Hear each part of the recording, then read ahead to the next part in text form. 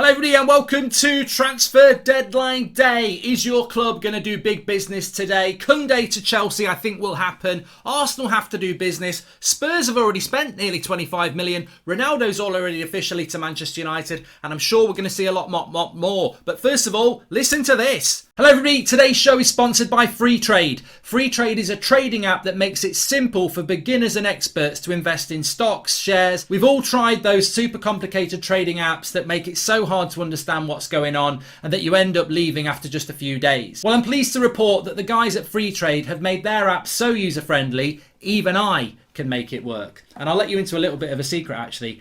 I didn't even know how TikTok works until Seb showed me the other day. So the fact that I could work Freetrade shows how simple it is to use. One of the things I hate about most trading apps is all the hidden fees. So it's very refreshing to see a trading app that has no hidden fees at all. It's nice to finally see a stockbroker with a model that you can trust. Freetrade currently works with over 700,000 investors and has been the winner of the British Bank Awards 2 years in a row, 2019 and 2020 for best online trading platform. So if you're interested in getting involved with some stocks and shares trading, then go to freetrade.io/Mark Goldbridge. The link is in the channel description. Set up a Freetrade account and get yourself a free share worth up to £200. As with all investing, your capital may go up as well as go down, and you may not get back the same amount you put in. Capital at risk. Thank you again to Freetrade for sponsoring the show. Now let's get on with the stream.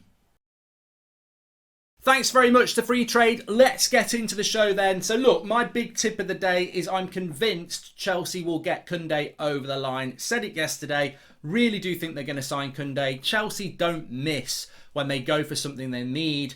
I think they wanted a midfielder. They haven't got that. I think they want Kounde. They're not. I'm convinced Kounde will end up at Chelsea. So watch the space on Kounde. Good signing for Chelsea if they get him. They have got good centre-backs, but I think Kounde in the system that Chelsea play, I wanted him at United. There were a lot of people said about Kounde, 5'10", he's not going to work in the Premier League. But I think in the way that Chelsea play, perfect. 3 centre-backs, wing-backs. You put him on the right-hand side of those back three. His height's not going to matter massively. Can bring the ball out from the back. I think he's going to be a very good player, and I think Chelsea will get him. I think they need to get him as well. I think it's the sort of signing that Chelsea should be making. Spurs have look. Ronaldo's officially been assigned to Manchester United. He's signed for Manchester United. Big deal for Manchester United there. And Spurs have done a bit of business already. Spurs have spent £25 million on with Barcelona for Brazilian defender Emerson Royal. He spent the last 2 seasons on loan at Real Betis, and it's anticipated that Emerson will battle for the right back slot with Tanganga and Matt Doherty. So look, it means Aurier is probably going to go. We've been thinking about Aurier going for a while. But Spurs are low-key spending a bit of money. I mean, they've just bought a right-back from Barcelona for the same fee that Arsenal, puzzlingly, bought Ramsdale from Sheffield United, the goalkeeper. So Spurs are doing some business there. They're top of the league. They've got 9 points. They're not conceding goals. Interesting season ahead for Spurs. There has been talk about Adama Traore. There's talk of Manchester United, Ruben Neves as well. I don't think Wolves are going to do either of those deals, and I don't think Spurs or United are going to do either of those deals. Although Wolves are looking to bring in Renato Sanchez on loan from Lille, which is interesting because I like Renato Sanchez. I think he's obviously Portuguese. Again, another Portuguese player, and he's he's had a. I don't want to say he's bounced back because he was a very young player and he's still in his early 20s, but I think he'd be a very interesting player for the Premier League. And I think Wolves are almost starting from a little bit. Well, they're better than Arsenal, but they've got no points, and I think they'll be a better team than they've actually been, so far this season. And Renato Sanchez would definitely improve them. Does that mean they're going to move a player on? Not necessarily. I mean, they've got Dendoncker, Moutinho, Neves. Look, I'd love to see United go for Neves. I think, Spurs fans would probably like Adama Traore at Spurs as well. But I don't think that thing is going to happen, unfortunately, for either of those clubs. But Wolves looking to bring Renato Sanchez in, which would be another. Look, I'm very proud of the Premier League. Manchester United fan, of course, over the moon with Ronaldo and Varane and Sancho. But I want to see Renato Sanchez in the Premier League, and I'm very happy with some of the business that's been done in relation to the Premier League so far. I want to see Kounde coming in at Chelsea. United don't need him, so I'd like to see him in the Premier League. These sort of players make the Premier League stronger. So Arsenal, I heard something this morning about Arsenal maybe going for Kieran Trippier. I'm surprised that they haven't. Look, I think that's a good deal for Arsenal to go for Trippier. I know that they're linked to this lad from I can't remember his name, but Lookman's going on loan to Leicester apparently as well. He spent a season on loan at Fulham from Leipzig. He's going there.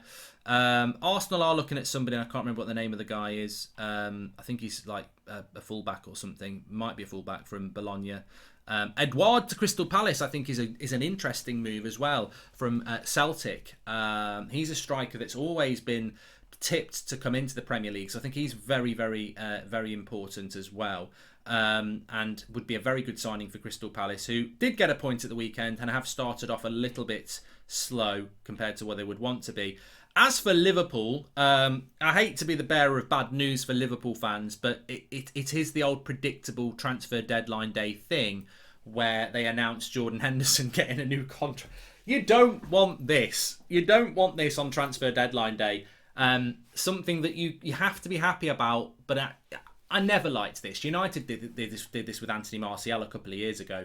They announced Anthony Martial in the January transfer window when we needed to buy players, and it's like a new contract for Martial, and it's like you can't be unhappy about it because it's a player you like, and of course Jordan Henderson's a very important player for Liverpool. We did a video a few weeks ago about him maybe leaving. So Henderson signing a new deal, 4-year deal I think it is, for Liverpool is a big deal for Liverpool.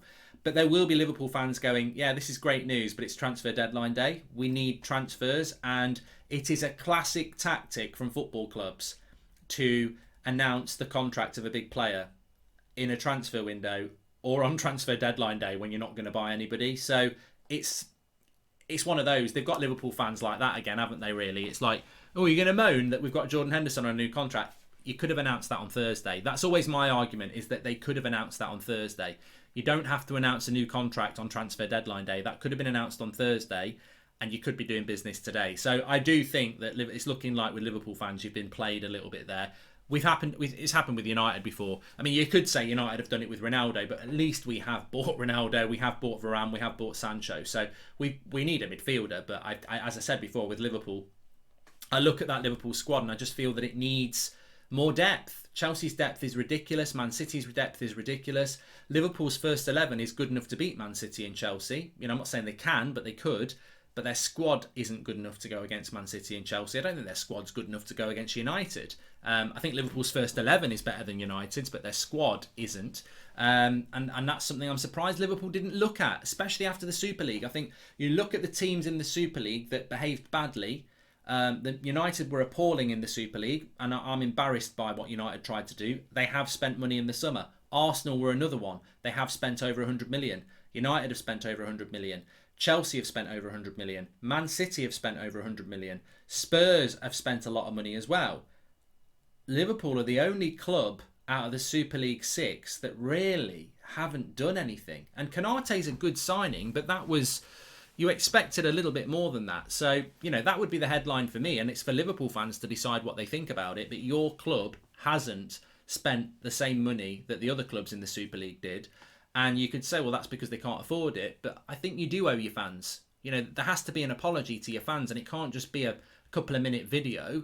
There has to be a show of intent to, you know, reward your fans for the crap that you put them through. But look, that's politically not my issue, and Liverpool fans might disagree with me on that one. Bottom line is, if you want to win a title, I think you need more depth in your team. Your first 11's good. I don't think you've got a great first 18, which is what a lot of clubs have got.